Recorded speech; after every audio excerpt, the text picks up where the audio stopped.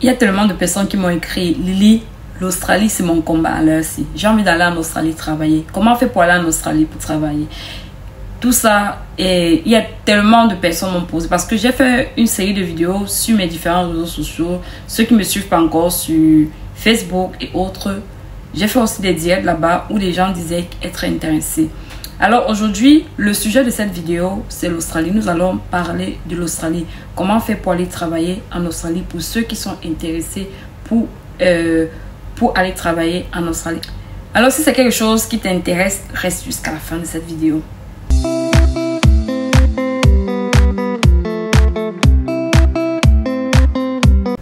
Hello les amis, j'espère que vous allez bien. Pour ceux qui me découvrent, je suis Liliane Ofi, je partage des contenus d'immigration à l'étranger, que ce soit pour les études, le travail ou bien le bénévolat à l'étranger. Alors si c'est quelque chose qui t'intéresse, n'hésite pas de t'abonner et d'activer la cloche de notification sans toutefois oublier de partager. Alors les amis, n'oubliez pas notre objectif, hein, atteindre les 100K d'ici la fin d'année 2024. J'espère compter sur vous.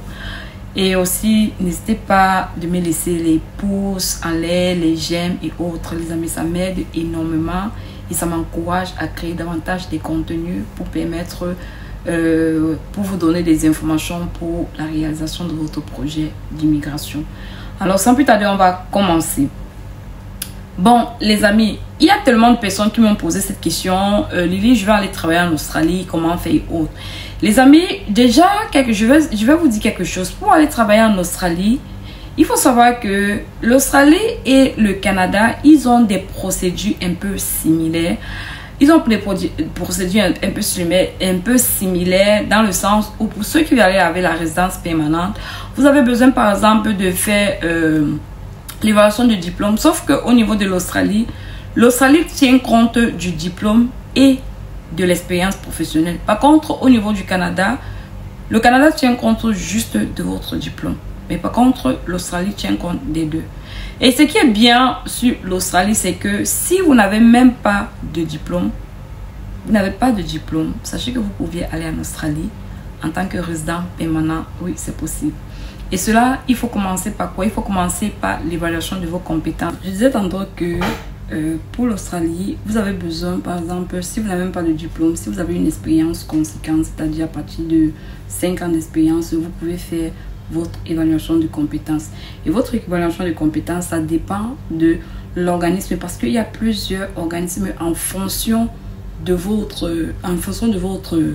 je vais dire quoi, en fonction de la position que vous occupez, c'est-à-dire votre poste de travail. Donc, ça dépend. Si vous êtes par exemple un électricien, un technicien, par exemple, l'organisme qui va évaluer votre compétence est différent de celui qui va par exemple évaluer pour celui qui est dans le secteur de la santé, par exemple pour les infirmières. Donc, c'est ça, il faut le faire. Dans cette vidéo, nous allons parler du visa 482 qui est le visa pour les skills shortage, donc pour les gens qui ont les compétences dans le secteur, dans le domaine en demande en Australie. Donc je vais vous montrer comment faire pour regarder si votre profession est dans la liste des occupations qualifiées en Australie. Comment faire pour voir si vous êtes qualifié, quel type de visa vous pouvez demander en fonction de votre en fonction de votre profession et comment est-ce que vous allez faire. Et on va aussi aller comment faire pour trouver un emploi dans un secteur ou trouver un emploi. Donc je vais vous montrer un site où vous pouvez aller là-bas postuler pour regarder votre pour chercher les employeurs qui vont vous sponsoriser afin que vous puissiez partir avec un visa de travail. Donc les amis, restez scotchés. On va se prendre derrière mon écran afin que je vous montre ceci. On se prend derrière mon écran. Ok les amis, vous allez sur Google, vous saisissez Australia Occupation List, ça sortir, vous voyez là que c'est écrit quoi, Skill Occupation List, veut dire la liste des professions qualifiées. On va descendre.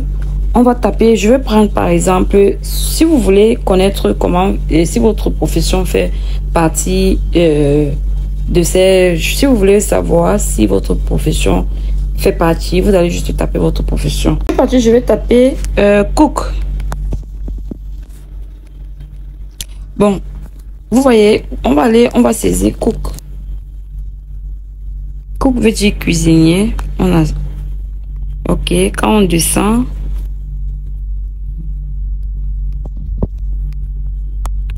on recherche. Ok, on descend. Quand on descend, vous voyez, c'est écrit là quoi? C'est écrit cook. Voici les types de visas que les gens qui sont dans le secteur de la cuisine peuvent demander. Ils peuvent demander pour le visa 190 qui est le visa Skill Nominated. Ils peuvent demander le visa 407, 489, le visa 482, le visa 187, 494, 491, 186. Et maintenant, la personne, l'autorité compétente pour faire le skill assessment, c'est-à-dire l'évaluation des compétences, c'est TRA. Donc, pour ceux qui veulent, par exemple, savoir comment faire pour évaluer les compétences, ils doivent cliquer plutôt sur TRA. Vous partez sur le site. Là, maintenant, vous avez vu, c'est écrit là. J'ai parlé de quoi? J'ai parlé du visa 482 qui est quoi? Temporary Skill Shortage Visa. Pour dire quoi? Pour dire visa compétent en demande. Je veux dire temporaire. Oui, en demande, oui. C'est ça qui est le 482. Maintenant, vous avez vu ce visa. Donc, si vous voulez, par exemple, on va aller sur TRA, on va cliquer dessus. On voit, vous voyez là, c'est écrit là quoi? Trade Recognition Australia.gov. On clique. Maintenant, pour les compétences, vous allez juste venir ici. Donc, on a dit quoi? Ceux qui sont dans le secteur de la construction, vous n'avez plus besoin de faire le skill assessment. Donc, ils ont dit quoi? À compter du 31 juillet 2024, on va supprimer les exigences obligatoires d'évaluation pour les combinaisons de professions de la construction, pays de passeport spécifié. Ok, pour ceux qui ont une qualification pertinente. Maintenant, si vous voulez évaluer, vous allez cliquer sur commencer maintenant. Et vous voyez, quand vous descendez, vous voyez là, évaluation provisoire des compétences, programme de préparation à l'emploi, programme d'évaluation des compétences TSS, programme d'évaluation des compétences offshore. Donc, offshore, c'est pour ceux qui sont à l'extérieur de l'Australie. Ça, c'est offshore. Donc, ça, c'est pour ceux, mais ça, c'est pour ceux qui veulent évaluer ceci. Maintenant, on va rentrer. Si vous partez, vous tapez le visa 482. On va aller taper subclass 482. Quand je viens là, je tape visa temporaire pour pénurie de être nommé pour une qualification et tout. Il coûte combien? Il coûte 1495. On ne vous demande pas une preuve de fonds.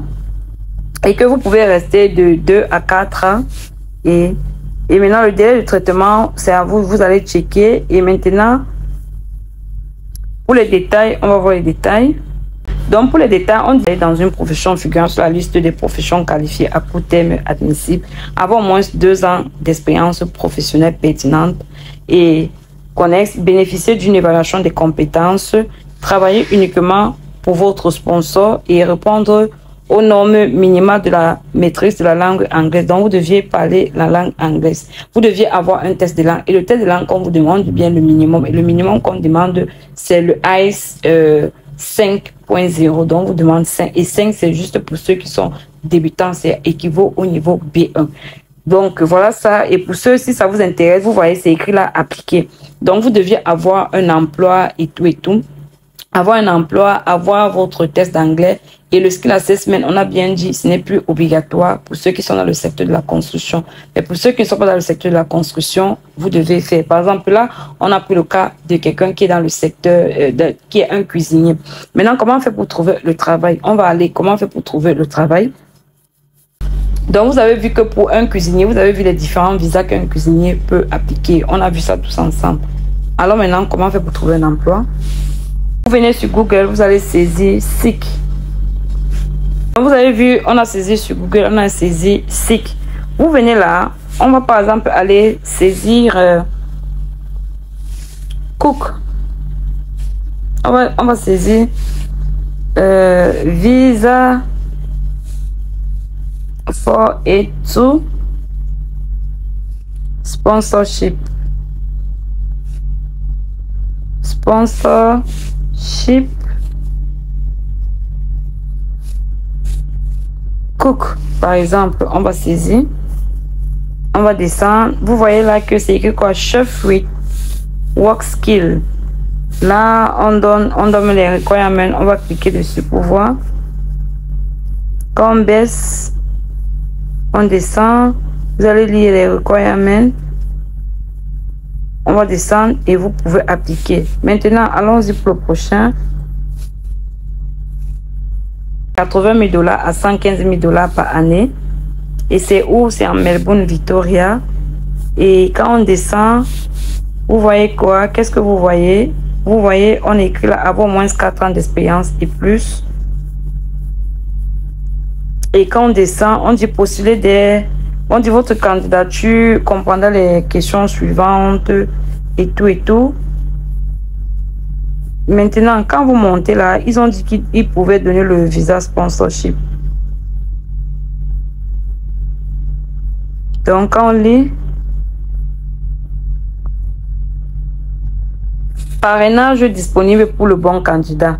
Donc, ils ont dit parrainage disponible. Donc, ça veut dire qu'ils sont prêts à donner le visa sponsorship.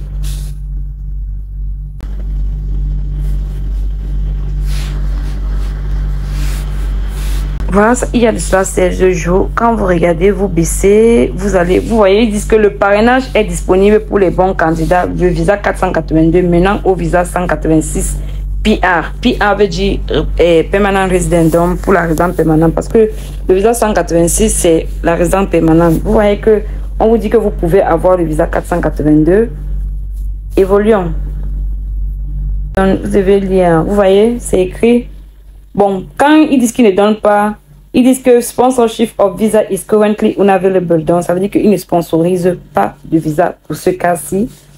Allons pour un autre. Sponsorship available. 3 to 5 chefs are needed. Ils ont besoin de 3 à 5 cuisiniers. Sponsorship available. Ils acceptent, il y a de cela 2 jours. Donc, ils acceptent le sponsorship. Ils donnent le sponsorship. Quand on évolue, si vous entrez, vous allez voir que ils ont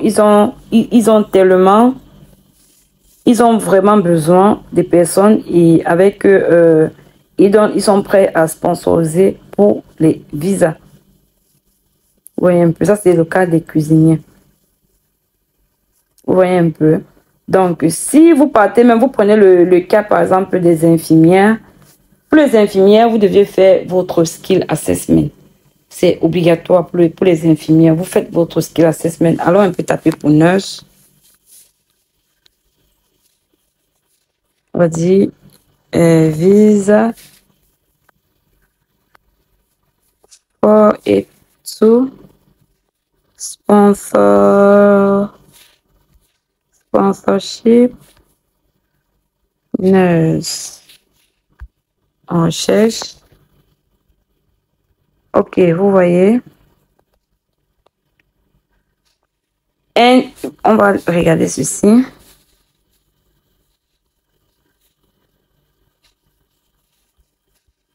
Mais dans tout le pays.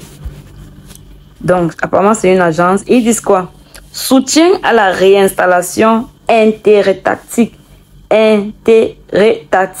et internationale offert aux candidats éligibles. Parrainage de visa international fourni, y compris la résidence permanente. Vous-même, vous avez vu? C'est pour les infirmières. On continue. Relocation, pour celui-ci, ils disent quoi? Relocation assistant and visa option. We are thinking, donc pour dire quoi? Ils vous aident pour votre relocalisation et ils ont les options de visa et ça fait juste 12 heures de temps qu'ils ont partagé cela. On continue.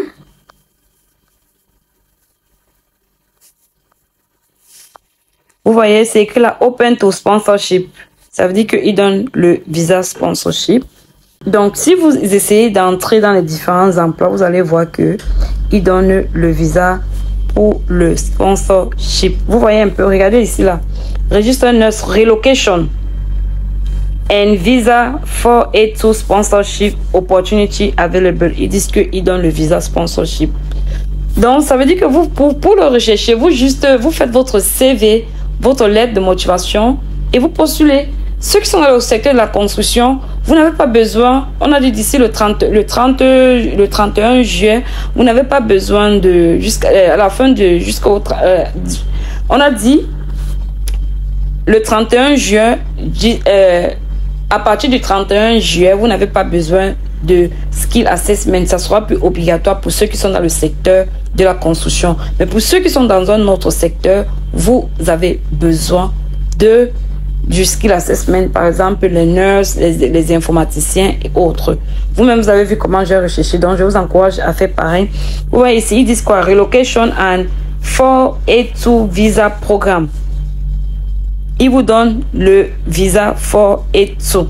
Donc, n'hésitez pas les amis, il y en a plusieurs types de visas. Donc, je vous encourage à aller taper les différents types de visas. Vous lisez les conditions. Vous voyez si vous pouvez, vous remplissez les conditions et ensuite, vous faites ce qu'il y a lieu à faire.